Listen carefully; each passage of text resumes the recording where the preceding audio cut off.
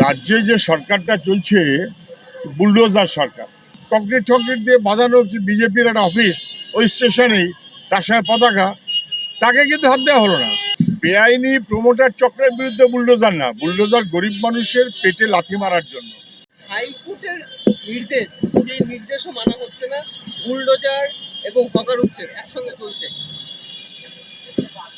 রাজ্যে যে সরকারটা চলছে বুলডোজার সরকার, যোগী রাজ্যের মতন করেই এখানে বুলডোজার চালাতে চায়। বেআইনি প্রমোটার চক্রের বিরুদ্ধে বুলডোজার না, বুলডোজার গরিব মানুষের পেটে লাথি মারার জন্য। ভয়ঙ্কর খারাপ। এই মানুষের পাশে দাঁড়াবার মতন কোনো মনোভাব নেই, বরং মানুষের পেটে লাথি মারার ব্যবস্থা। দাদা, একটা সময় প্রবাদ ছিল বাংলা আজ যা ভাবে পুরো ভারতবর্ষ কাল সেটা ভাবে। এখন দেখছি বুলডোজার রাজ প্রথমে উত্তরপ্রদেশ প্রথমে করেছিল, তারপর এখন আজকে বাংলাতে। কি বলবেন?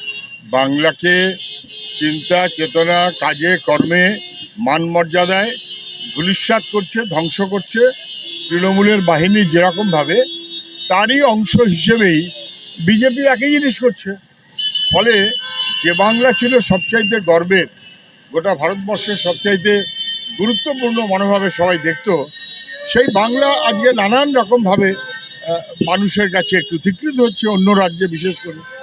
এর দায় এ রাজ্যের যারা সরকার পরিচালনা করছে তাদের।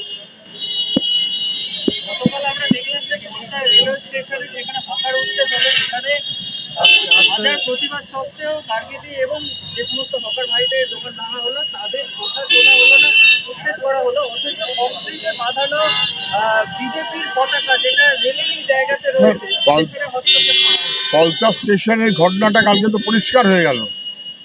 গরিব মানুষ যারা জীবিকার জন্য বহুদিন ধরে হকারের কাজ করেন এবং তাদের মানুষের নিরাপত্তা রক্ষিত হয়, তাদেরকে ভেঙে দেওয়া হলো কলতা স্টেশনে বুলডোজার, গরিব মানুষের জন্য।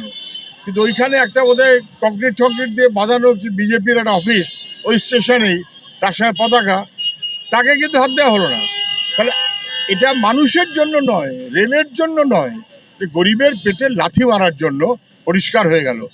গার্গী চ্যাটার্জি সহ আমাদের সমস্ত হকার বন্ধুরা, নেতারা, তারা সবাই মিলে বারে বারে বলেছে এসব শোনার জন্য রাজ্যের সরকার নেই, তারা বুলডোজার রাজেই আছে।